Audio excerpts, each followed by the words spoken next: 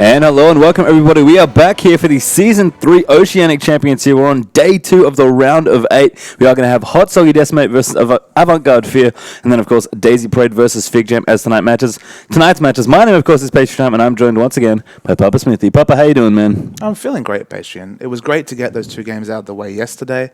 The results, probably a little bit predictable, but today we have 2 explosive games. Yeah, absolutely. It's going to be some really good stuff here. Really hard to call which team's going to get to go through. And I guess before we get into it, what happened yesterday? Which teams did we see? Of course, we had X5 Eclipse there, as you can see on your screens for the brackets, up against N64 Knights, and then Immunity versus Wizards in second. As you said, Papa, no real surprises. The teams we kind of expect going through there, with Immunity winning and X5 Eclipse winning as well. Sure, it was 2 quick 2-0 games. Eclipse took it quite comfortably over N64 Knights, although the off-stream game was that 50-minute spectacular. And Immunity just proved too strong for Wizards NSEC. Yeah, and as you can see up in the top side of your bracket as well, those are today's games. We are going to be starting things off with HotSoggyDecimate versus Avant-Garde Fear.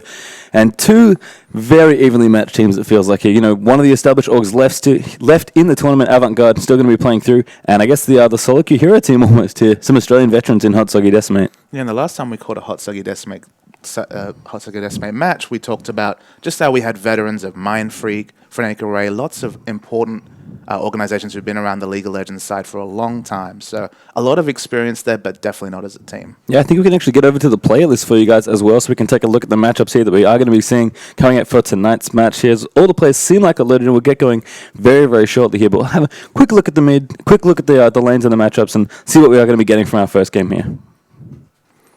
So over on the HotSoggyDecimate side, we have Suna in the top, probably the newcomer of the team. HotSoggy Noodles in the jungle, Elevate in mid, I Will Decimate as the AD carry, and Zephyrus is the support player. Yeah, so I guess over on the HotSoggyDecimate side, Papa, who do you think is really going to be, making the plays, making the big key moments happen here for their team? Look, if we're judging on the last HotSoggyDecimate game I saw, HotSoggy Noodles was really on point, especially with his jungle at least. Got off to a huge snowball start, kind of found the mid-game hard when he went for the more offensive choice of the Spirit of the Spectral Wraith, but he was clearly able to make a lot happen on a playmaking jungler like Elise. Yeah, and then over on the other side, you can see there's all the Avant-Garde Fear lineup. We've got Supin over there in the top lane. Zahid's going to be up in the jungle. Minky Whale in mid. Cassiel on AD, and Blit on support. And I guess if we were talking about, the jungler making a big impact there for HotSoggyDecimate, I think for Avant-Garde Fear, it's all about the Minky Whale. Yeah, and Minky Whale is an enigma.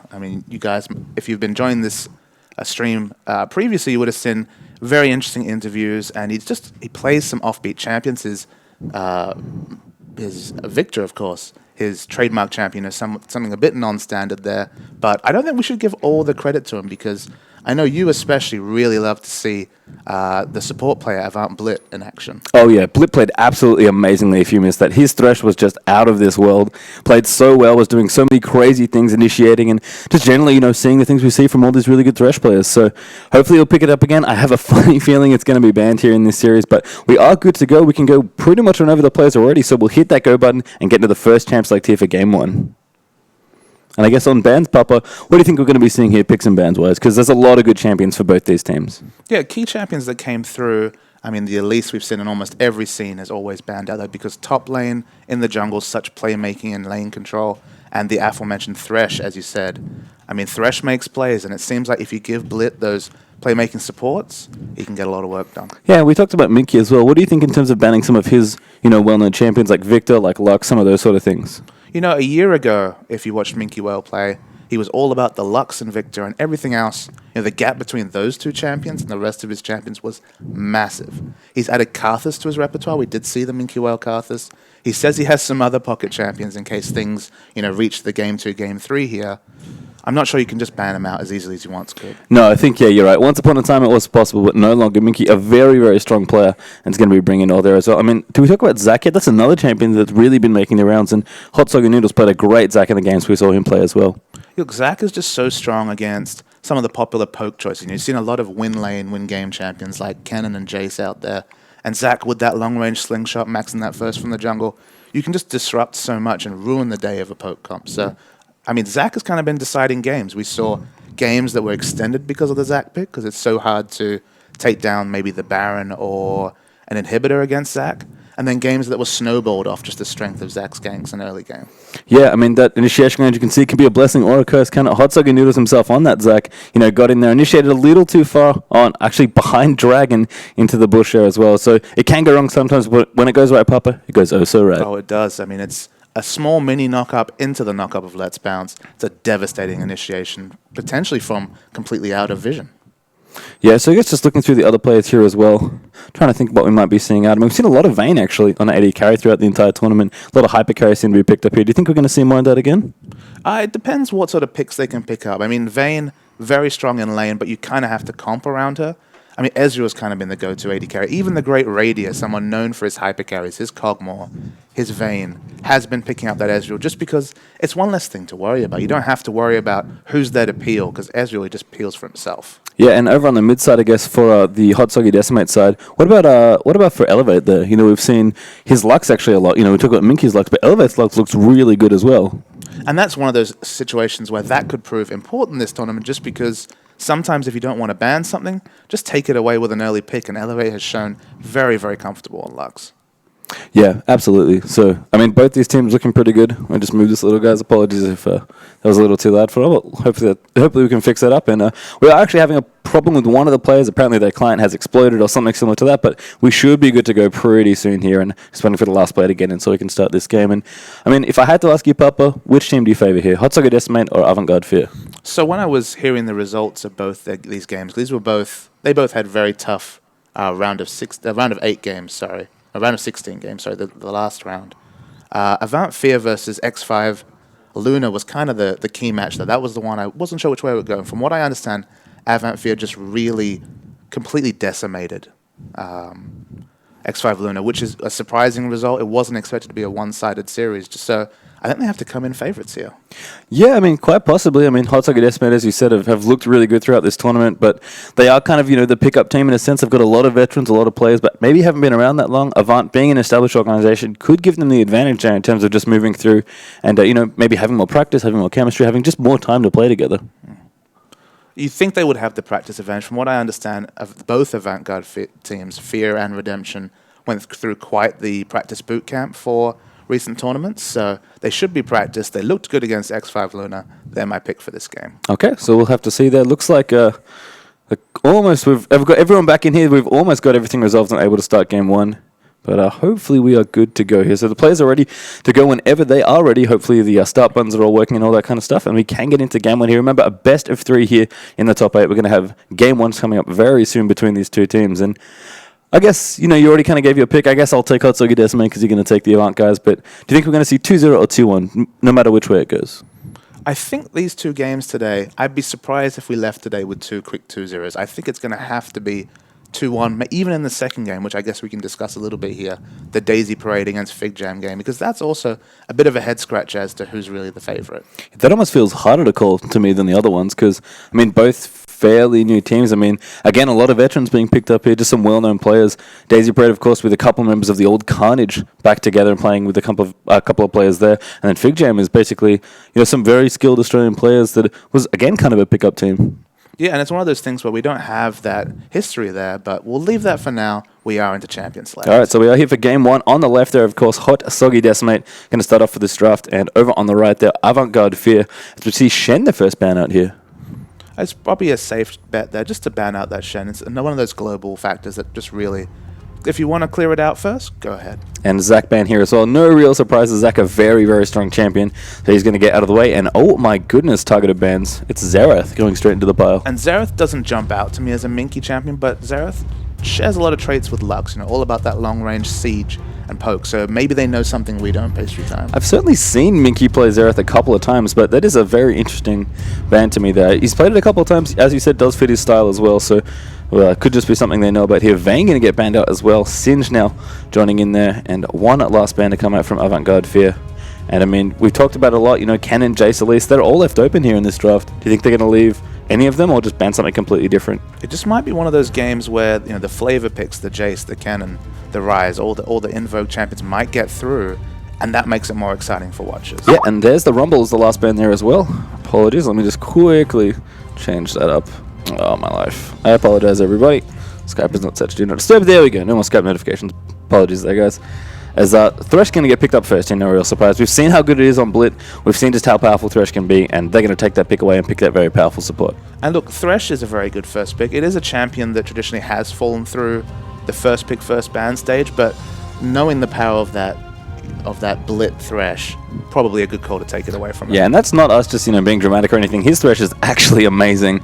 He made so many plays when we saw him play in the last time around when we did see the Avant-Garde Fear guys. So no surprise to see that taken away here. A very popular, very powerful champion as well. So we're going to get Thresh as the first pick here for HotSoggyDecimate. And now we're going to make a different support pick, I guess, as Lulu gets moused over here. And Lulu, a very strong support, was once first pick, almost first ban material, it felt like, but I've not seen her for a little while, Papa. I think Lulu's kind of been replaced in terms of the lane presence supports, because she's all about being at the front, auto-attacking down the carry, by Nami, ironically. Even though Nami has some skill shots about her, she still has some similar mechanics. She can still be a bit of a boss, so that's kind of where Lulu's gone, but still exciting to see her here.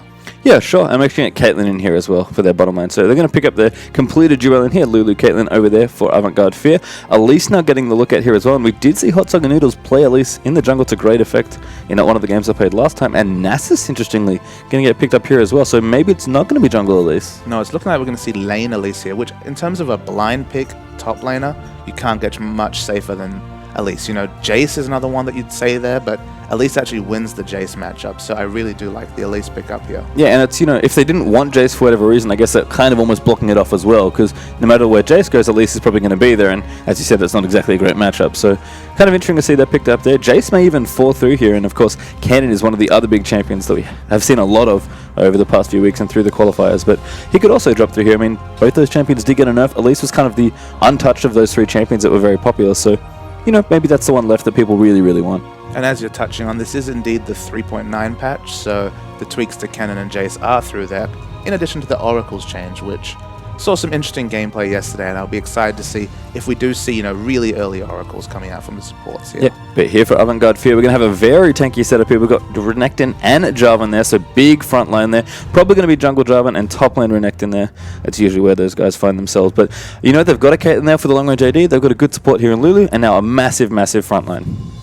Yeah, you can see the very, very tanky front line.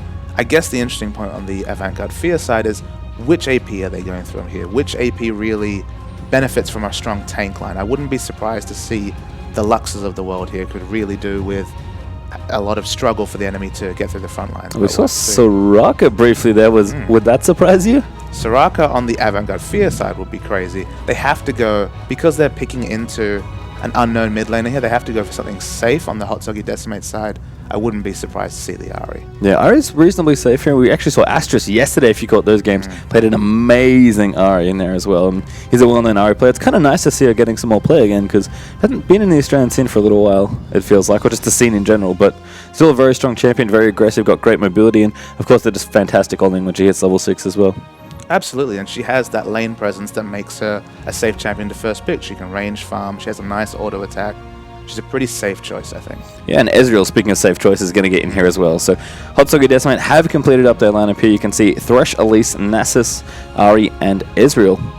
All for them, and of course, last pick is in the hands now of Avant-Garde Fear, and fittingly, Minky Whale is in the last spot here. He's going to have to pick up his champion. And it'll be interesting to see if he goes with one of his standard picks or whether he tries for something different here, knowing that he's against an Ahri. Well, what do we normally see from him? We've seen Victor, we've seen Lux, and we've seen Karthus. I mean, of those three champions, if obviously he's probably got more, but if you were going to pick one of those three, what do you think fits Avant's team best here? Because he's actually looking at Victor right now. I think Ahri's traditionally thought of as a Karthus counter, so that's kind of a risky matchup. Lux and Victor probably about the same. They're both kind of skill matchups here, which I think will appeal to Minky Whale. So I think Victor could be a nice pickup. Yeah, and he's got a couple more seconds here. Going to pick up this Victor. I think he likes it. And it wouldn't be an Avant-Garde Fear series without a Victor. No, and he actually first picks it a lot too. Like, I think he seems to adapt throughout the series, but it seems like the game one when players maybe don't know each other as well, just kind of adapting to a series, seem to like to pick their comfort champions first, and then once they evolve the series, maybe pick up something different and sculpt their comp a little more. I mean, there's quite a few targeted bans here, it seems like. We saw we saw Jace, Cannon, and Elise actually all fall through here. Interestingly, the only pick of those two champions on either team is actually Elise. And these are two teams that would know the enemy players pretty well. So I think we're seeing a lot more targeted bans just because they kind of know the enemy champion pools. There's no need to ban out those flavor picks. You can just go for, what the enemy team plays well. Yeah, and at this point, it's just like, you know what, I'll just going to pick up my champions here. And as we often see in a best of 3 series, we'll probably see some adaptation. Some of these champions will be picked or banned, taken away from the enemy. And, as they adapt here in this best of 3, I'm sure we'll see the same champions kind of come up over and over again. Not just, because they are strong, because they are. That is certainly a thing of competitive play. But just to kind of take those picks away and be like, I didn't really like that, and I have enough bans, so I'm just going to take it away from you. But we are going to start things off with Minky Whale Victor as the last pick here. So over on the Avant-Garde Fierce side, their lineup, as you can see, Lulu, Caitlyn, Jarvan, Renekton, and Victor there for Avant. Feels like something they're probably very comfortable with. And I have to say, I really do like the Avant-Garde Fear lineup here, just because getting to that Caitlyn for the HotSoggyDecimate side is going to be an exercise in frustration. You've got all the Jarvan CC at the front line. Renekton obviously has a single target CC, but controls a lot of area at the front of a fight. The Minky Whale Gravity Field on the Victor, also another slow into a stun. And then, of course, Lulu to peel for Caitlyn and with her long range. So for the divers, we're talking about Ari, who has a lot of short range damage. We're talking about Nasus, who's going to probably have to use that Ghost to get into fights. The same story with Elise. A lot of champions need to get into melee or slightly more than melee range. Going to really struggle to get through this Avant lineup. Yeah, and it's funny, when we think about Kennen, we always see players look at his ultimate and be like, well, this is a really strong ult. It's really good for protecting my squishy carry. Someone like Caitlyn, if you put a Kennen ult between your carry and the enemy team, then usually they're not going to walk through it. You kind of see a similar thing here with the Victor pick, because Chaos Storm will stun whenever you walk through it. It does damage as you go through it as well, not to mention the gravity field that it's got as well. So it's kind of like a build your own Kennen ult here, and obviously a much more comfortable pick here for Minky is this Victor. Absolutely. I mean, when McNoon first started picking up Kennen, bringing him back into the competitive scene, McNoon currently have KD rolls to A, he expressed that it wasn't about diving the carries, it was about protecting his own carries. And this Avant side deceptively has a lot of peel for Lucifer here. Absolutely, and not to mention the sweet combo of Cataclysm plus Chaos Storm in there as well. That is a lot of damage. We see Equalizer Cataclysm happen all the time, and if you can trap people under that AoE, because the AoE is not massive from Victor's ult, but it's decent, and if you can group them all to one spot, you can just do massive damage and just be so disruptive. And even Gravity Field on top of Cataclysm is kind of cute. Absolutely. I mean, a little bit less clean than the Equalizer into Cataclysm, just because Chaos Storm has that shorter cast range. It's not the biggest of cast ranges, but it's still a potential wombo combo there. Yeah, it's always nice to see a wombo combo. Jarvan feels like the wombo combo champion to me. It's like, if you want a wombo combo, it's like, Jarvan's something. Cataclysm Crowstorm was one of the funny ones you might have seen from OGN. It's all about that uncleansable initiation into controlling an area. It's almost like an AoE CC, that Cataclysm. So it leads to some lovely interactions. Yeah, and I guess over on the HotSoggyDecimate side, aggressive pick here for Elevate. Going to be interesting matchup there in the mid. I think that's definitely more of a skill matchup, it feels like. And pressure here from Suna, obviously from Elise. We saw a lot of jungle Elise, so there's lots of good ganking pressure, lots of aggression. Obviously going to be laning here, but a pretty comfortable laner. Probably fine in the matchup against Renekton. Again, probably another skill matchup. There's skill matchups across the board, which is exciting, right? Especially in a series we predict to be very close. So I don't know. I'm ready for this delay timer to tick down and to get into the first game today, because it's going to be a big day of Australian League of Legends. Yeah, Oceanic League of Legends even. It is. We've got 10 seconds left and we'll be into this first game here. Check out some of the summon spells. I don't think there's nothing too unusual here. Pretty standard across the board, it looks like. Although Elevate here on the Ari has got the barrier rather than the Ignite pickup. And Ezreal, interestingly, actually has Ignite, which is... I think so anyway. We'll check as soon as we get into loading screen. We're actually loading in now. But I'm pretty sure that Ezreal has Ignite, which is kind of curious.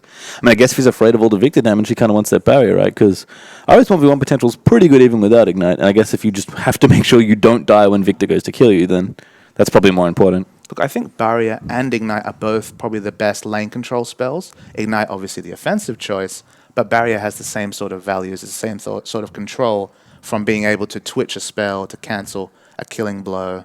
So still a defensive choice against a Victor in a skill matchup, I think. I mean, what do you think of the Ghost here, actually, speaking of summoner spells? Because Supernova on Renekton should be in the top lane or in some sort of solo lane. People like to slice and dice with Flash in the middle there because you can close a whole bunch of distance. This case is just going straight up for the Ghost to run into the enemy team. I mean, something we do see, but maybe not that common. I think it's something that, because they have the Jarvan pickup, there could potentially be some awkward engages where slice and dice isn't up and they go for the Cataclysm. But in terms of laning, being a really tanky champion, Ghost is always the better choice, I think, just because you can get more blows in, you can follow someone who flashes away, you can use, Phage or any slowing stun effects more often in a fight. You get more purchase as a melee tank out of Ghost. You just can't always afford to take it. Yeah, that's a good point there. And I guess last but not least, we are almost unloading into this first game here between these two teams. Jungle pressure is something we always want to think about in the early game. We've talked about Jarvan. He's, always skirts the edges of utility plus kind of a bruiser-style jungle. Can definitely be aggressive if he wants to here. What about Nasus here? What's he really bringing to the table for his team? It's actually a question we posed to Minkuel, I believe, when we were talking to him in a post-game interview. Nasus brings wave clear. He has fantastic wave clear. He can really push down lanes hard. He has that strength and he uses it to his advantage. Yeah, so we are in game one here, of course. On the left to kick things off, HotSoggyDecimate, they're going to be on the blue side, and over on the red side, of course, over on the right, Avant-Garde Fee here for game one. Remember, it's a best of 3 here in the round of 8 here for the Oceanic Season 3 Championships. And I guess, Pup, we haven't quite touched on it yet, but remember, the winner of this best of 3 is guaranteed the $5,000 at least, and of course, guaranteed the trip to PAX there as well for the final. Absolutely, and it's always great to have, a win under your belt. The $5,000, obviously a big win by Oceanic esports standards. And so much potential to take that and run with it. Yeah, and they're going to get a bit of a break here. Zahi going to check things out, say hi to Hot Soggy Noodles, who's just scouting there, wants to make sure no shenanigans are happening, but Blit there runs up with a ward, and it's going to make sure they have vision of that area there. So already, potentially, we could see an invade here from Avant. They're being very aggressive with their wards. Blit here going to vector ward over the top there into the tri-bush, and Scar ward success, Papa Smithy. Early vision, always an important thing. It's always good to know what each team wants the tabs on. Is it the enemy red buff? Is it their own buffs? We'll have to see. We will. And other than that, just a couple of wards being put down here. Very nice placement there by Blit, of course, with his early sight wards. And just a standoff going to happen to me. They're going to dance back and forth here as Mickey Wells, I think, taunting Elevate. I don't know which animation that is from Victor. Two old friends having a bit of fun, I think. Yeah, I mean, just generally, it seems like they're defensively setting up here. So no one's going to go for an invade right off the bat. Maybe we'll see a late invade here. In fact, Zahi just chilling. Wanted to make sure that Nasus isn't coming through. Again, more wards being put down here. But other than that, it's just going to be nice and standard to kick things off, and a dance-off has started, Papa. It's good fun. These teams, a lot of these members have been around the competitive scene a long time, know each other very well, and just having a bit of fun here now that they've got their aggressive wards down. And why not? It's always good to have a bit of fun, especially in such a high-pressure game. I mean, again, this is a very important best of 3 for both these two teams. The first game, always massive to determine momentum, and, they're going to make sure they're relaxed, make sure their head's in the game, and we're going to start off here with very standard here. Going to be, I guess, bottom to top for both junglers here. Red to blue for the left-hand side, and blue to red for the right-hand side. Awkward colors, given the fact that now that we're using the colorblind mode, that's also the colors of the teams. But that is the way it's going to go. Yeah, essentially, basically, they want to be it so they're both at top lane at around the same time with the double offs and with level 3. So if that pressure does come out early on, they can be there at the same time and try and make something happen. So we see both junglers about to finish their buffs at the same time. And just normal laning so far on the other lanes. Yep. It's going to be interesting to see if anyone can really get ahead here, because as we said, it's kind of skill matchups across the board here. I mean, even in bottom lane, which didn't really touch on, it feels like there's going to be a pretty safe farm lane. I mean, yes, if a good hook comes out from Zephrys here on Thresh, then we could have maybe a dead Lulu, or a dead Caitlyn. But they're both pretty sneaky, able to get out of the way. The long range for Caitlyn obviously helping there, and of course, Ezreal just has all the blinks, it feels like. So he's usually going to be able to get out of the way.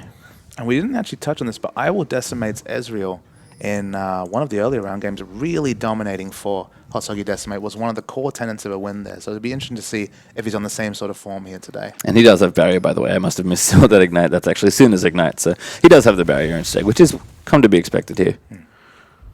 Looks like jungler's not going to do too much. I thought Zahi actually poked away around mid there fishing for a gank, but not going to quite go for it here. Hot Soggy Noodles going to clear some stuff out as well. And looks like we actually have a pause here to start things off. Are you surprised, Papa? A little bit, but not something we have control over, unfortunately. Yeah, that's true. I was considering the Renekton versus Elise matchup just because in patches past, especially when red buff was a potential opener, you could have seen some aggressive, Renekton, taking a jungle camp, going in for level 2 and trying to boss that lane around. Clearly here, the adaptation for Supernova, the much more defensive ward, rejuve bead, 5-pot start, probably just thinks he's going to be harassed down from range for the majority of this laning phase. Yeah, and Renekton, he's pretty good early on, but you definitely want to make sure that if you're going to go for any sort of really aggressive kill, unless the lane's kind of in your favor, that you do hit that level 6 and you get that big boost of damage and that HP as well. So, I mean, Renekton's just going to push in here. Or at least the one thing she's not good at, Papa, is wave clearing.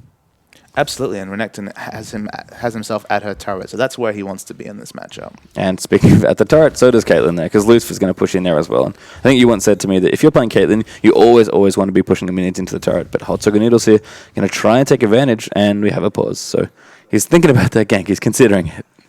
And I think this Avant-Garde play here is a reaction to the Nasus pick. Just because Nasus, we talked about him being a wave clear jungler. He's good at helping with the wave clear. He's not the best at ganking. He doesn't have the 5 levels in Wither at this, level 4 state. So he doesn't really have the same ganking pressure. And when you're laning, you always want to have the enemy at their turret just because they might miss out on CSing at the turret. Yeah, if there was ever a good time for Nasus, though, it's probably now. He's got double buffs, he's level 4, he's got his ghost, he's pretty much got everything he needs. Zephyr's going to look for the flash hook, can't quite find it, rides him in though, Nasus looking for it, but a good slow there from Blit. Actually hits both of the people chasing in there. Wither going to get activated as well, but nothing really to follow up there, and Caitlyn's just going to poke as they run there, so very, very nice play there from Avant. Zephyr's unfortunately missed the play they're going for that flash hook, and as you said yesterday, Papa, it's actually harder now to get that flash hook because you don't get to buffer it by activating it before you can flash in. No more of that. And the pressure of the situation, the pressure of being stuck at the turret is what kind of baited that flash engage. He realized, hey, this might be the only chance we can get something done in this lane. This might change the flow of the lane. And now always left with his flash. It was without flash. So. Yeah, and of course with that juggler down the bottom, mid's been pushing in here. That death ray coming out from Victor, really pushing out. And of course Renekton relentlessly pushing now. If he wasn't too worried before, he's certainly not worried now that he's seen Nasus down the bottom lane. But I think we're going to have a gank mid here. HotSoggyDecimate going to try and get it up. Minky here going to have to do a good gravity field. If he has it, he throws it down there. Elevate though does juke it away. There's the damage coming through there as Nasus tries to come in. And there's the flash forced out there for Victor. And Minky, he'll be safe for now, but next time, probably not so much. Yeah, it felt like he was actually a bit selfish there and held onto the flash for a long time.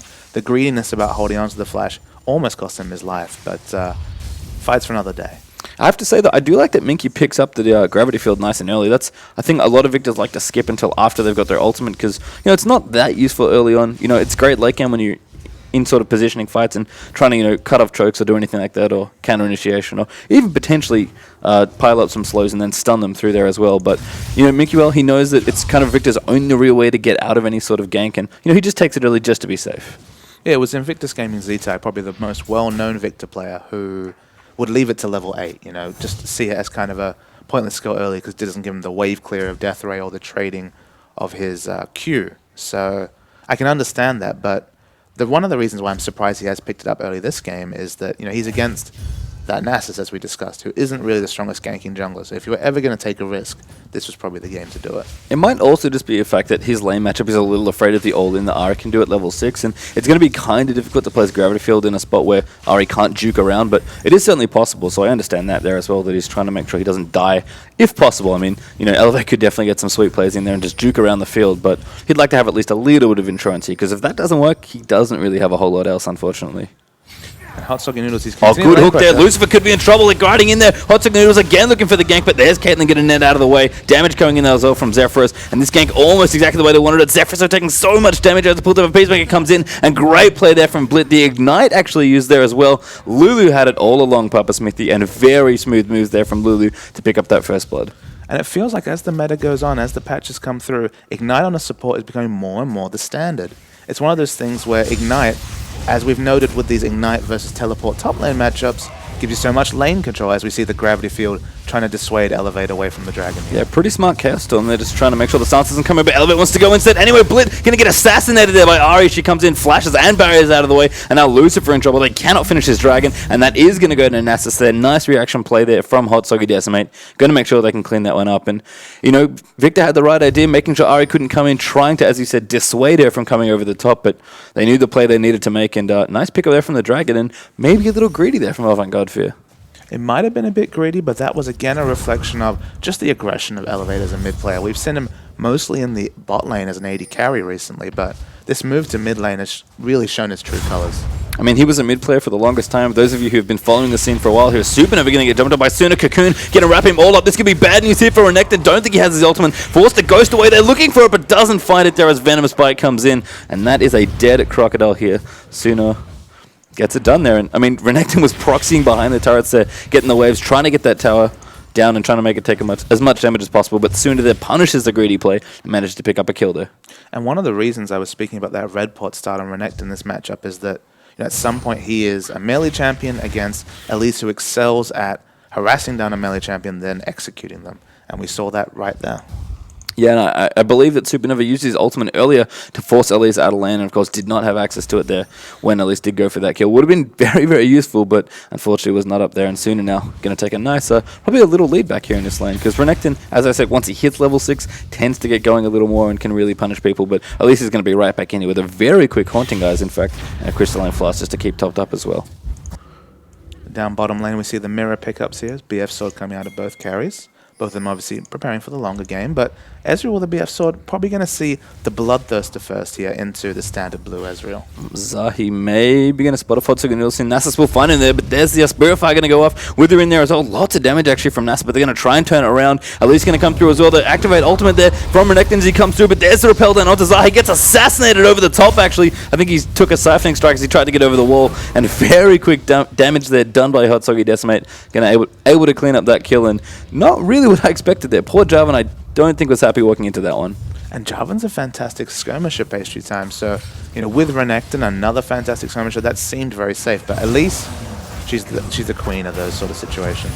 Yeah, and that was an interesting ult there from HotSoggyDecimate. I think he was just coming at the minion wave. Zephyr there looked for the hook, actually threaded the needle there between the two champions down the bottom lane, so not going to get that one done. And Caitlyn Lulu, I mean, it's kind of an interesting lane, but they're both fairly long range. They've got decent poke, and the thing is, if you ever get into a situation where you don't trade effectively or all in them effectively, they're going to do so much damage as you run away from them, because it's going to get the super slow out from Glitter Lance, and then of course Caitlyn's just going to hit you at that 650 range. And of course, Lulu did pick up that first blood there, the early kill, and now she's hit level 6. Now the Death Sentence has slightly less risk associated with it, just because you can pop that wild growth on the target that's stunned. Yeah, top lane looks like Suna and Supernova still fighting it out here. Renekton does have his ult. No, he does not. Excuse me. 50 seconds away there from that one. So at least could find another opportunity here. Again, doing nice damage with the Haunting Guys already up. But it looks like top lane still a battle here as they will try and get control. Renekton still wants to push him in. But meanwhile, in the mid, HotSoggy Noodle's going to look for the Wither, but Minky very smartly hugging aside there. And I think he had a ward. Yes, he has actually ward on the left side here, as you can see, just above him. So I wanted to make sure he was hugging that side in case Nasus came around. And we didn't mention it earlier, but the first pickup from Minky was the Augment Death here, the red augment, which has been consistently Minky's pickup. It allows you to clear out the back line of minions with just the Doran's Ring and that item very, very early, which obviously gives you a lot of wave control. Yeah, it looks like fighting the jungle actually is Zahe fighting HotSoggy Noodles, but he's just going to wither him away, and looks like Jarvan, whatever he was looking for, possibly a gank down the bottom lane, is going to get denied there as he is spotted off by the enemy jungler. Back down at bottom, and looks like Ezreal wants to go back and spend some of his money. May have the money for the Bloodthirst already finished. We will check in just a second. No, not quite. Vampiric Scepter going to get close, but no cigar there on that one. And Zahe now rotated towards me, going to try and get some pushing done. And Avant have consistently been pushing in this turret here. In fact, maybe looking for a dive here as HotSoggy Noodles gets stunned up there by Gravity Field, but looks like they don't quite have enough minions to dive it. Maybe don't have enough damage either. I mean, Nasus is pretty tanky, Bubba Smithy, especially with that ultimate.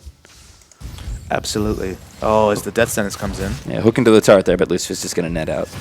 It's worth noting here, Elise has gone for the double magic penetration build. Very common standard pickup on Elise, but the interesting adaptation here is that we're going to see a fast Abyssal Scepter most likely coming out of Ahri here. So potentially if they look for a dragon fight, when the next dragon spawns, whenever that item's completed especially, a lot of Magic Pen available to Elise. Yeah, Jarvan waiting in the wings here as well. He has his ultimate. I mean, Ezreal's not the easiest guy to pin down, and looks like Zahe will actually give up the gank there in the bottom lane. But he was thinking about it. I mean, he's been rotating, looking for pressure where he can. I spotted Nasus in the mid there as well, just trying to get a gank off there. As a Cocoon does hit here into Supernova sooner. Unfortunately, the Spiderling denied as the minion wave comes through there. And again, we're just going to see trade back and forth here in the top lane. Although at least doing quite a bit of damage to this Renekton, as he's going to turn around for the stun and try and get out of here. In fact, lots of minion damage being taken here by Suna. The ultimate's going to get activated. May go in here for Renekton. Cocoon will miss there as it runs into a minion, but not enough ult damage being dealt here. In fact, Suna turning around. The shield pops there from Hexdrink, and that's not going to be good news, unfortunately. Not enough for Renekton, as that shield does come through. And at least that with the double penetration items, as you said, Papa, able to clean that kill up there on top. Yeah, and look, with the Hexdrinker pickup, Hexdrinker is usually a better defensive option than the offensive option of Haunting Guys, because the shield and the magic resist that's afforded by the shield usually means you're alright with trades. But I mean, at least famously has that execute damage and improved the trumps there. Yeah, I mean, even though Cocoon missed, I feel like Supernova could have, if he was going to ult and commit to that kill, he probably maybe should have just ghosted and gone in to try to get some of the AoE damage in, because there was a lot of damage there that at least wasn't really taken from the ult, and he still got his Ignite there as well, so I feel like maybe a bit of indecision there from Supernova let him die there, and Suna's going to be happy with that, going to go back, pick up double Cloth Armor now and an Amplifying Tome, so probably not going to be too worried about Renekton, as I think players are looking to go to Dragon again. Yeah, and if Elise was winning that matchup without a Seeker's Avant-Garde, the extra armor there's only going to make it more difficult for Renekton. And looks like Dragon is back up there. Pink Ward thrown down there by Nasus. And we all know about level 6 Nasus. Here's level 8 Nasus instead. And the rest of the team going to come through here as well. We might have a fight here for this Dragon. So we see the Avant-Garde fear. They're trying to shape up here. They're poking around. It's hard to say whether they want to commit to a fight. Repelling there as well. Fortuna going pretty deep. They're trying to get onto Lucifer. Good amount of damage done. And he's going to Lantern out there. The Dragon does get slain as well. Elevate going to go through there, trying to come in. Spirit Rush gets activated, but a nice gravity field there from Minky. And oh my goodness, damage comes out as Lucifer teams up there with Minky just to absolutely obliterate that poor Elise. And that's maybe a bit of killing spree gold. They're not quite, unfortunately, at 2-1-1. But that was a lot of damage. Victor is a scary champion, Papa. Look, it was still a kill on an over-leveled Elise. And now it looks like Supernova is going to pick up an answering turret to equalize the global gold here. Potentially a win for Avant-Garde Fear. I have to think so here. That tower going to be the first one to drop in the game here as well. And that has to be good news there. The Dragon did go down. I believe that was scored by HotSoggyDecimate, but running in for that kill there. Couldn't quite get it done. Forced to give up a kill for Dragon, which is never too bad. But as you said, that turret is going to go down there in the top lane, and that's got to be good news there. And I mean, Avant, they've been pushing aggressively almost the entire first part of this game. With the mid turret hasn't taken too much damage down the bottom as well. Quite a bit of damage done, actually, with just over 1,000 HP left on that one. But still some work to do here for Avant. At 4-2, this game's still very, very even here as we approach the 15-minute mark. Absolutely, and the power pushing is best represented, I think, in mid lane here, is with that early Augment Death, with that ability to clean out waves very fast, a very early 31 CS advantage for Victor against Ari in a very even matchup. And of course, the problem with Augment Death, you're right, it does clear out minion waves very, very quickly, but if you happen to run into it, it also does a lot of damage to you as a champion. So, I mean, Minky, as we said, he knows how to play Victor, he knows how to, get that Augment Death quickly, really try and do the damage and put the pressure on. And, he's been doing well so far. Even the attempts on his life with a couple of ganks here in the mid have not quite worked out yet. And, he's got blue buff, he's ready to go, he's got that CS lead, definitely what he's looking for. And I think Elevate, he's either going to have to get some help here with, as HotSoggyNoodles is hanging out here as the Wither gets activated, maybe looking to go for it, but Spirit Rush not up there. Good gravity field as well, though, by Minky. Going to block off everybody there. And, yeah, he'll be set from that one. Actually, almost killed Nasus in there as well. I think due to Zahe going to come in. Cataclysm. He doesn't want to, maybe? No, he didn't want to. I think due to the underplayed nature of Victor, there's no real consensus on min-maxing his build. You see the Augment Death, but you also see the Augment Gravity and the Blue Augment. Like, there's many different schools of thought as to what the best max is, but Minky Whale's always been about the damage. He really has. I mean, that's Minky Whale's playstyle as a mid player. He loves his Rabadon's Death Cap. He loves, all the extra AP you get from Augment Death, which is part of the reason he likes Victor. And he's very aggressive, loves to build tons of AP and, really be a damage dealer for his team, be a big, big threat. And, the games we've seen Avant do well, it's been Minky usually going very big there and getting a lot of AP very quickly. Up in the top lane, still some aggression coming out from Supernova. I was worried about trades with the Seeker's Avant-Garde, but still, two quite tanky men trading quite strongly up the top. I mean, level 2 ultimately for Supernova going to be good. I think they want to go at it again, but sooner. Winning the man fights, it seems like repels actually out of the way as the Ignite goes down. Doesn't want to take any extra damage. Shortens that ult duration as well. So really smart play there from Elise to dodge some of the extra damage, and they're both going to walk out of that top lane. So looking around the map, we do see that is the Bloodthirster into the blue Ezreal, looking likely from I Will Decimate here. But a very early Infinity Edge picked up by Avant Lucifer. I think that's probably Lucifer's. He's just farming well. You can see the CS here pretty good between these two ADs. 156 to 144 currently, with about 10 up there for Caitlyn. But, Caitlyn feels safe in this team, as you said, Papa. Avant seem to have built a team that's very good at protecting their long-range Caitlyn. And if that's the case, then, hey, why not get an Infinity Edge? Because it's going to maximize their DPS over time. I guess the only thing that screams to me is they're not looking for those quick pushes. When you're looking to quick push AoE down waves, the Bloodthirster sometimes comes out for the Caitlyn. But if you're setting yourself up for right-click single-target damage in the late game, Infinity Edge is the best pickup. I mean, they do have a Lulu to potentially push as well. In fact, most of their champions are pretty good at pushing, but you're right in that this lane. I mean, they've done a lot of damage to the tower. They've still been pushing in there, but if they wanted to go super push, then maybe not. And I think when the outer turrets do go down, they've got one already. They're working on bottom lane as well, and likely want to try and get mid, but Elevate's doing a very, very good job of clearing out these waves. They're probably going to want to try and group here for like an early 20-minute objective. Maybe the next dragon is what they're looking for here. There's just a couple of trades up and down the bottom lane. Zephyr taking a lot of damage, maybe a little too much. Ace in the hole could happen here. It is Gare's Decimate's forced to block it off there. Thankfully, the Dark Passage protecting him for just a little longer, and there's the hook just going to miss there onto Lucifer as a lot of damage gets done. Blit just missing his slow there for the good lance, which may have secured that kill. But I mean, the power of Infinity Edge Papa, you get into any sort of protracted fight and you're going to take so much damage. And you're right, and Ezreal's build is clearly about poking. It's about the Mystic Shot strength, whereas single target damage, Infinity Edge all the way. Looks like HotSoggyNoodles is trying to turn something around here in the bottom lane. Top lane actually sooner coming in. Zahe now in for the gank as well. Jarvan could be in trouble there. Cocoon just missing out to Renekton, but does repel out of the way. And it's going to be the great chase is on him. Mid lane actually all in there from Elevate. Picks up Minky Whale as we just spot that one off. So nice moves. They're going to rotate up towards top as well. Trying to save Suna, who's still getting chased on. There's the stun for Reckless Predator. Cataclysm on top in there as well. And I think that's going to be a dead Elise. The damage is going to come through. The charm just a little late there for Elevate. And now he may be in trouble here as he's got no more ultimate. Does have his barrier, does have his flash, so can possibly get out of this. Forces the barrier there, flashes away as well, but gets stunned after the Predator, and that's the double kill in there for Supernova. Exactly what Avant wanted, and for all the effort there in the mid, Elevate, all inning and picking off Minky Way, which is exactly what he's been trying to do this entire lane. That was a really, really nice double there for Supernova.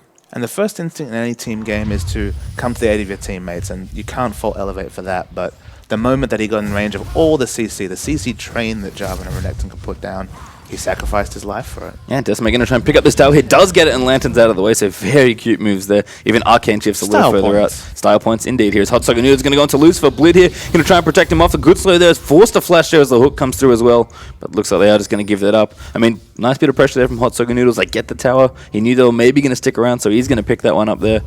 And forcing the flash out there as well as Thresh. Almost lands that hook onto Lucifer.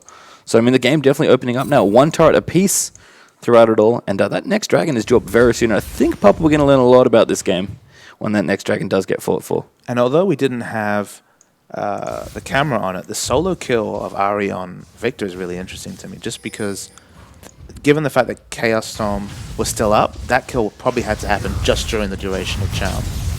Dragon now coming in here as well. I'm going to do quite a bit of damage. Good pick there into Elevate, actually. He's trying to pick somebody off. Does Charm there. And the rest of the team going to come. Good smite there from Zahe, able to secure that dragon. But the rest of HotSoggyDecimate coming through. You're going to try and pick somebody off here. They'd love Lucifer if they can get to him. And Caitlyn has no flash currently, so a little bit more vulnerable than usual. Elevate, of course. Always ready to jump over the top with that Spirit Rush. Closing select distances and getting you over parts of the terrain. Not all of it, but parts of it.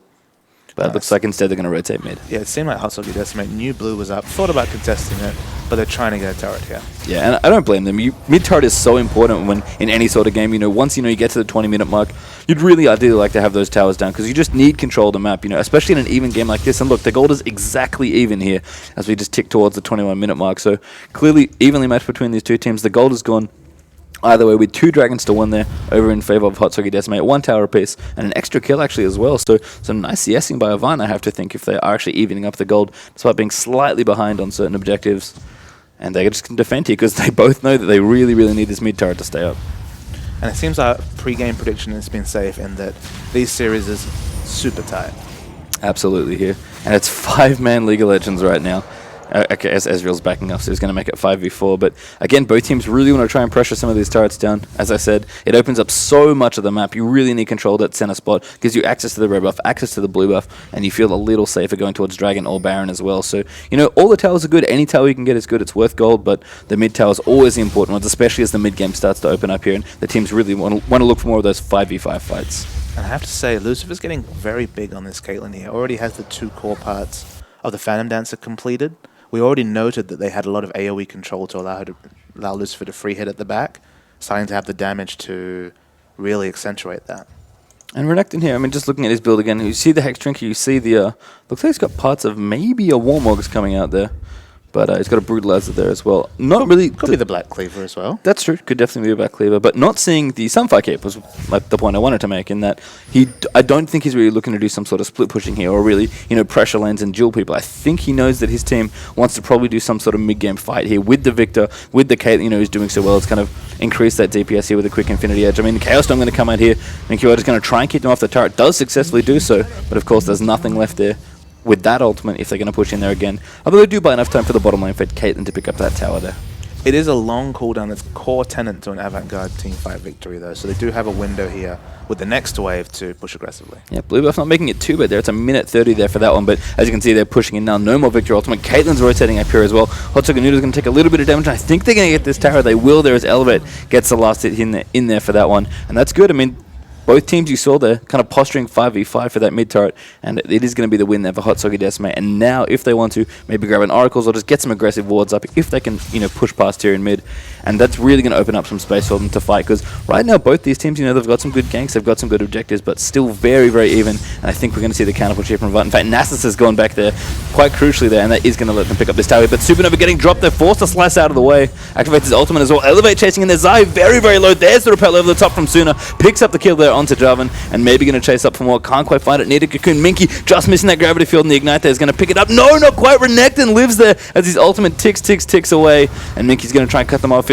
More Mystic Shots coming in. Hooks left, right, and center. Minky a little bit too caught out, though. A wild growth there, not enough as Blit, and they did not have his ultimate back either. Had his flash, could have potentially flashed over the trees there and gotten out of the way, but a nice chase there from HotSoggyDecimate, going to get themselves 2 kills for 0 after that mid tower goes down. Yeah, 1-for-1 turret trade for each team there, but the cherries on top there, the 2 kills for HotSoggyDecimate. And the gold actually slightly in favor of Avant right now, but I think if this tier 2 goes down, that's not going to be the case. Flash jump there into Lucifer. That's a good pick up. Cocoon in there as well from Suna, and very, very nice moves there. They are going to pick up this tier 2 as well.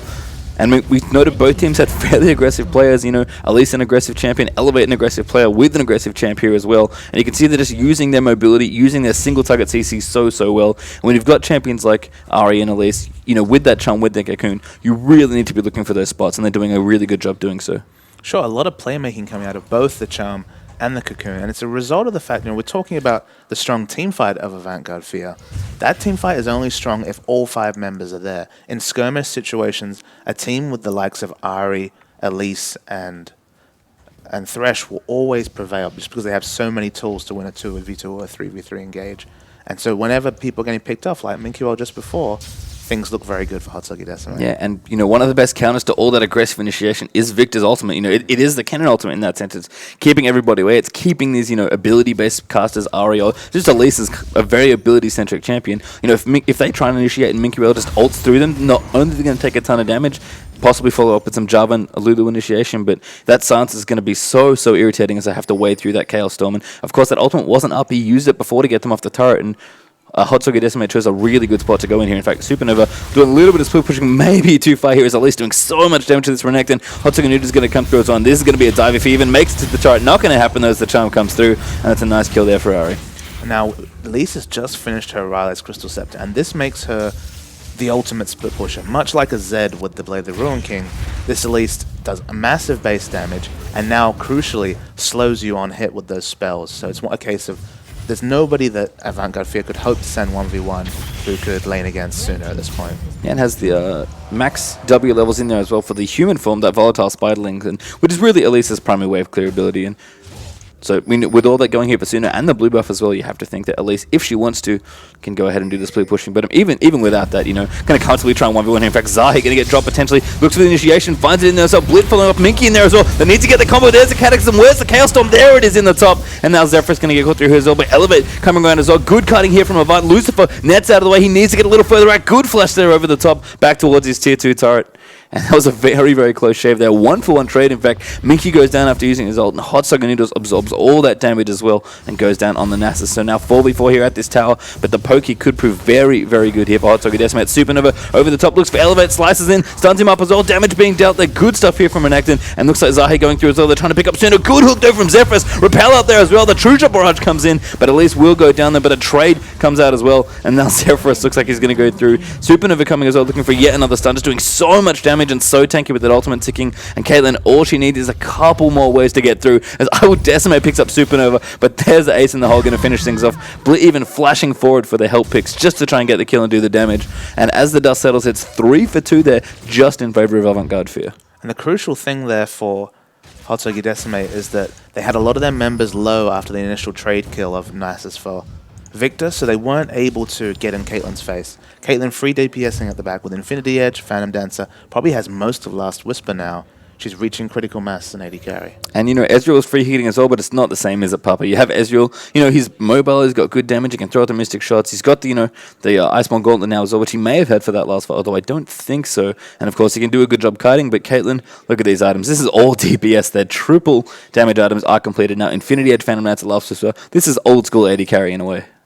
Absolutely, and there's no way that Ezreal's damage, and Ezreal's not building towards it, but there's no way for Ezreal to compare to the single target damage that is going to be destroying HotSoggyDecimate that Avant Lucifer can put out here. No, and that blue build is just all about utility, all about kiting, accentuating the mobility strength of Ezreal rather than just trying to build for raw damage, which makes sense. It's a great build. It's popular for a reason here. It looks like Hook going to try and get onto that blue buff. Dragon goes down there, so nice pickup of gold there.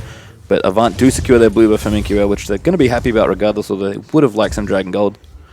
Yeah, although they started on the Dragon there, both Chaos Storm and Renekton's Ultimate were about 5 seconds off cooldown, so it was smart of them to back away. Yeah, Gravity Field being thrown down there as well. Ultimate's all back up now for both teams. It looks like Charm there going to come out into Supernova as Elevate chunks him down. And I think we're going to see a team fight here.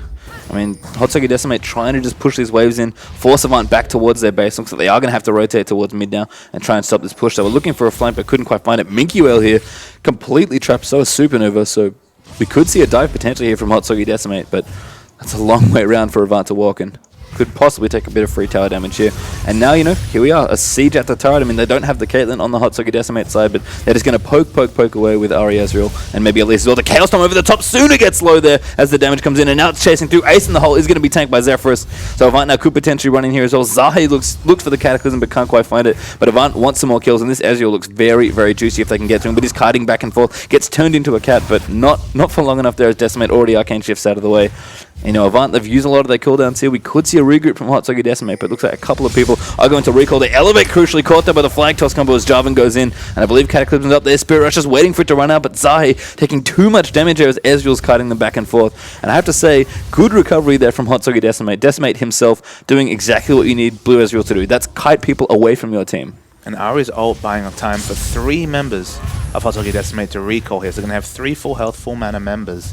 They won't have to worry about any objectives going down because of Elevate Sacrifice. No, and everyone on Avant a little low here. Blit wants to check Baron, but doesn't really want to do it alone as the rest of the team's kind of backing off here. A massive mini wave down the bottom here. Asuna going to go into Blit. That could be bad. And you see the Oracles might go down here for the support for just a little while here. Asuna looks for the all-in. Good wild growth there as Lucifer's turning around for the damage. And Minky Whale throws down that Gravity Field. And that's going to be it there for that one. And, we mentioned it already, Pup, with the Oracles change. Wouldn't have been the worst thing ever for Blit to lose it, but he would definitely like to stay alive if possible. Now, I will Decimate's on Baron here. They know there's no ward down. This is a smart choice here. Thunder of the Sands activated, we're going to see a Baron attempt. I think Minky's got his ult back up there. You know what happens when Baron's here with AoE? Minky's going to check it. I think he knows he needs to flash ult if he can, but the Baron already goes down. No, actually, Minky did have flash and his ult, as long as Spectator's not bugging on me, but too late there, I guess. Didn't have a ward to get vision, just threw out the damage, trying to get a little bit of poke done, but at the end of the day, HotSoggyDecimate pick up that Baron very, very quickly there, and that's a nice steal almost, you'd say. And if you saw, Zahe's Demacian Standard was right on the corner of the outer side of the Baron. I'm not sure if that was a misposition, but they did not get the vision from that Demacian Standard. I have to think with all the AoE magic resistant shred as well, Minky's ult would have done so well with everyone clumped up in the Baron pit, but you're not to know, are you, with the Baron here as Lucifer's getting caught up. That's really bad news there for Avant and HotSoggy and Elevate. Once again, that tag team of single target CC able to clean up that AD carry. Caitlyn, she almost had flash, she had her net, had barrier, but not enough there against all that damage in CC. And for all of Lucifer's great play, being that overextended alone as a Caitlyn is just a misplay against a team that's just freshly taken Baron. Yeah, they're looking for presence, looking to push down. They've been through the mid before, trying to siege it up here. As Elevate catches a nice charm, they're going to do a little bit of damage to Zahe. And the siege begins here, and Baron, as we say, Papa, always good in the siege. You get so much regen. If you take a couple of tower hits, so what here? Soon is going to take a couple. The health regen is going to kick back in. You can just throw spells out pretty much willy-nilly with the mana regen it gives you as well. And not to mention, if you do find yourself in a dive situation, or just a straight 5v5, all the free stats it gives you should make you that much better in a fight. I will decimate, throwing out the Elevate going deep here as well. Activates the jump. Good Cataclysm though. The Chaos Storm in there as well for the combo, but soon as chasing Minky picks it up in the back. Zahe in trouble there as he falls down to AoE, and now they're just chasing him for the rest of them. Lucifer back up, they're going to try and do damage. Sooner very low gets picked up there. Supernova tanking it up as well there for HotSoggy Noodles as Blit tries to save him, but it's so little health, and now I will decimate's coming forward. Going to kite this Caitlyn forward. No more kills left there. A 3-for-1 trade in favor of HotSoggyDecimate, and most importantly, they get what they came for. Inhibitor turret gone. Mid inhibitor turret gone as well. And we're just seeing the power of the pick here, Pastry Time. The Charm, the Death Sentence, the Cocoon, all coming out from HotSoggyDecimate. Loads of them being able to throw an off cooldown, looking for a chance to go in. And there's never been the 5v5 fight that Avant have clearly comped for here. Yeah, I mean, it's really smart play, just, using their champions aggressively, getting the early mid tower that they got as well, although it did get counter pushed down pretty quickly there. And, just being like, hey, they've used their ultimates in kind of weird spots, they're not grouped up, we can pick them off now. And, Avant, as you said, really want to just be as 5 and try and do damage with their AoE, but have never got the chance here. And Lucifer's going to farm out this lane. I mean, Caitlyn's very strong here for Avant, but honestly is not safe in this comp. There's so much damage in CC. I mean, Ari's never ever going to not be on top of you. Absolutely, and if you look at Elise, one of the divers we were talking about that would struggle against the Avant comp, got the Zhonya's, has the health from both the Rylai's and the Haunting guys, and now a Negatron Cloak. She's just over level, and she won her lane. She's looking really tanky. We know how much damage she does. And Nasus, I mean, 3 tanky items, including the Runic Bulwark. They can wade through AoE damage at this point pretty convincingly. Yeah, with that inhibitor down, being very aggressive in the enemy jungle, going to give this blue buff off to Elevate, who's going to collect it very happily. And I mean, really, at this point, with the minions pushing in fact, I would Decimate's up top lane, split pushing, would you believe? Doesn't really think anyone can come and kill him. I mean, he can probably just Arcane Shift and kite his way out of there. And I guess with mid inhibitor down, this isn't the worst play. As you said, you do want to break up Avant's 5v5 if you can. And even with the Baron buff, they'd rather take the safer option of split pushing. With skirmish champions, split pushing is always a very smart move, so I do like this from HotSoggyDecimate. Yeah, Decimate here himself, pretty comfortable. Doesn't have teleport, so if anything crazy does happen, but with the Baron buff, it's unlikely here, and they can probably kite away here with Wither plus all the CC. I mean, even Thresh, if he just sacrifices himself and throws the box out, Ezreal will probably be able to get the top tower here. And, it's 4v4 down the bottom, 1v1 up in the top lane. But you have to think with the Baron buff here, with Ezreal poking away, that eventually they're going to get something done here. Although it looks like they're backing off towards Dragon, want a bit of extra gold. I do like this 1v1 up top because it's very colourful. How often do you see a split push between the AD carry and the top laner? Yeah, Ezreal, I think backing off now, realizing, hey, my team's not in the bottom anymore. Maybe I should back off. And I think he definitely wants that last whisper, right? There he walks back towards the top lane. I mean, Renekton here, reasonably tanky, actually doesn't have many armor items despite all that. Going for very much trying to shake off some of the magic damage here between Ari and Elise with that Spirit Visage and just get a bit of extra regen. Not to mention the Black Cleaver that you mentioned there as well, Papa, and the Hex Drinker as well. So isn't all that good at fighting Ezreal, would you believe here? And he's going to stay up the top lane. His team's back there putting pressure on the bottom. He's not overextended when he doesn't need to be. And as soon as his team's back as 4 down the bottom lane, he's up in the top 1v1ing Renekton. I just feel like HotSoggyDecimate, they've really been on the front foot this game. Oh, Chaos Storm here on the Sooner. That could be bad news. Gravity Field going to stun them up as well. Zahi over the top, so 4v4. They will use the AoE there. Renekton, I think, even in the top lane, trying to go in, but he will continue to fight down the bottom. HotSoggy Noodles has to run through there. The box being popped there to try and make sure everything's okay, but Piltover Peacemaker is going to pick it up there onto Nasus. And that's 2 very needed kills there for Avant, although Renekton is forced to back away here from this Ezreal. And I guess the only win for HotSoggyDecimate in that trade is the pressure that I Will Decimate's been able to apply top, but Victor's home gunning on that top won't get any turret damage. And very speedy Minky does protect that turret, so it's going to be safe for now here. And yeah, usually with a split push, you want to move somebody up there and you take the 4v3 when it comes, but I think really clever there from Avant to just be like, you know what, we've got most of our AoE still here, Renekton's not there, that's probably okay, we still have Jarvan, and just fighting them 4v4 knowing they didn't have their AD carry worked out really nicely there under that turret. Well, they know about the presence of Elise. Elise felt very quickly at the start of the fight. That's when they saw their opening. Yep, so they will shake it off now. That Baron buff ticking down as well. Of course, a couple members stripped of that Baron as well after getting picked off in that last fight, so that's always nice. You have to wait for this inhibitor to come back up, but of course, once that does happen here, is Lucifer quickly clears out all these creeps. They'll be in a much better spot to contest Baron when it does come back up, because their inhibitor, I think, is going to be back up by that time. And Lucifer's taking a page out of the Wild Turtle book here. Because you're on Caitlyn, because you have that 650 range, sometimes very good choice to just skip that defensive item and go full offensive. And it looks like Blade of the Ruined King will be the 4th pickup for Caitlyn. Yeah. I mean, Blade of the Ruined King almost feels like a bit of a concession to being a semi-defensive item, right? It's like, you know, if someone does get really close to me, because the Blade of the Ruined King active range definitely nowhere near Caitlyn's auto attack range, so, you know, that's not really going to happen. It doesn't, you know, randomly get out of the top of your sniper rifle or anything. That'll be pretty sweet. But, you know, a good amount of lifesteal, and if she needs it, if anyone ever jumps on top of her, a little bit of a heal and a self-peel there as well with the slow. Absolutely, and now that you pointed out, Nasus, the sort of champion who has no gap closure, he's just going to ghost at you. So using Blade of the Ruined King to open up space from the Nasus is a nice thing. Yeah, and of course all the delicious lifesteal. I mean, doesn't have a Bloodthirster, so I guess going for Blade of the Ruined King instead.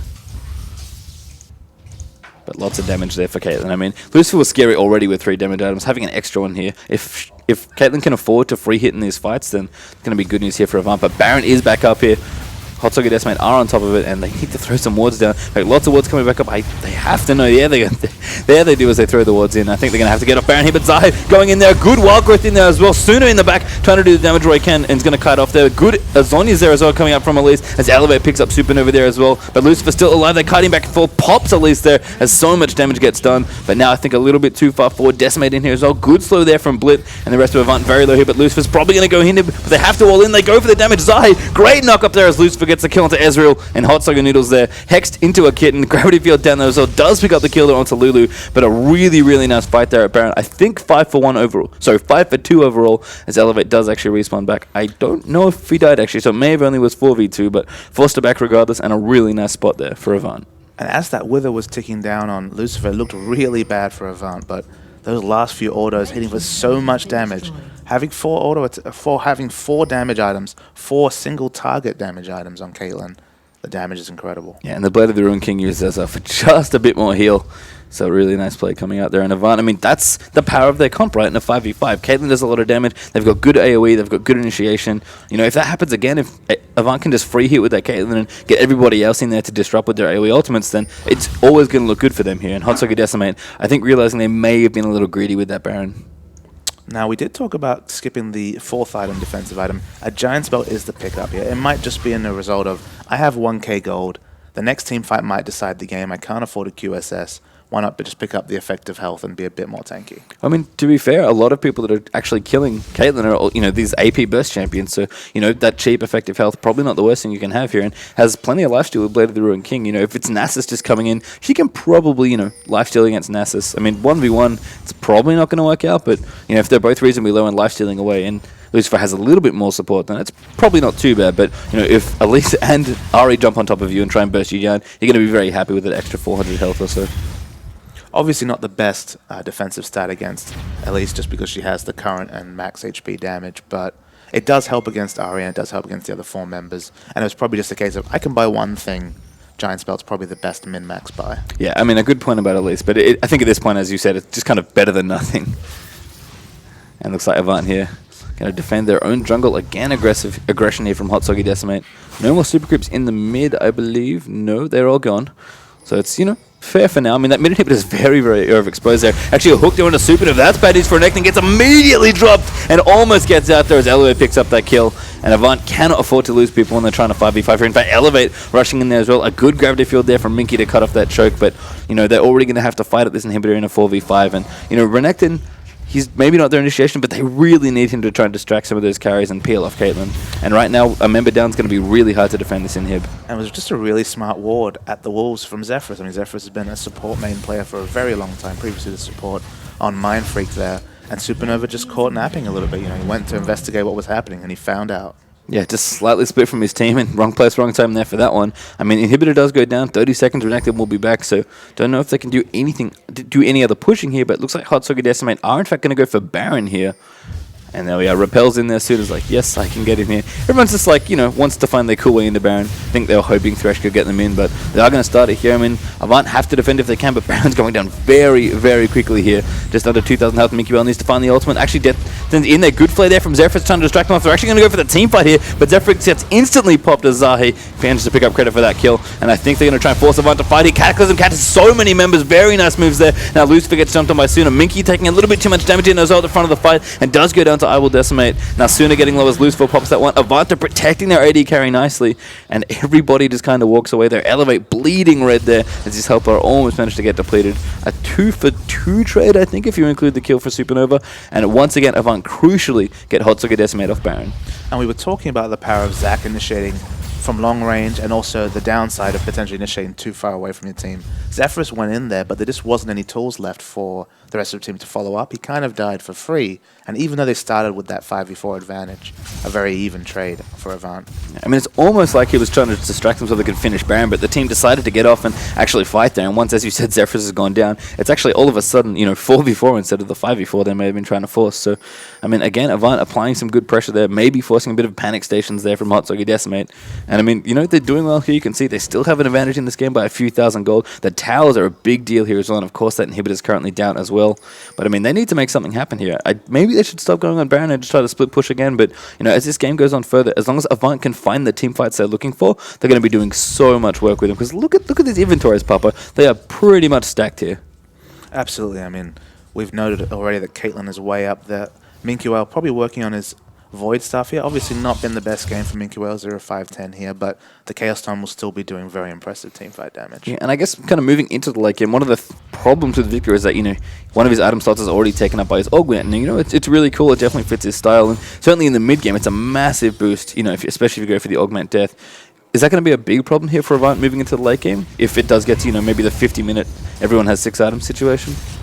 I think it will do, but just because he's so far behind this game, Victor, the effective stats it gives, without the bigger gold investment for it, might actually work out to the advantage of him. When he hits 60 minutes, that's when it might change. I mean, currently with the blue elixir ticking away without Baron buff and without the Void stuff, he's got 674 AP. And that's with what? 2 completed items and his augment upgraded. Yeah, it's good. Victor, he likes AP, so does Minkwell. It's no wonder they get along. And if you notice here, 55 magic resist with that runic bulwark. This is, of course, the patented lots of AP from Runes build that Mickey loves to do. He really does. I mean, he's not concerned with any of his defensive stats, Papa. He's all about the AP. And, could serve him well here. I mean, the blue elixir sadly goes away, loses about 50 AP, which is actually kind of a big deal. In fact, Meaningless is pushing up here in the top as well. He's going to clear them out as quickly as he can with that Death Ray. He should shoot them down. There we are, lasers. And they all go down.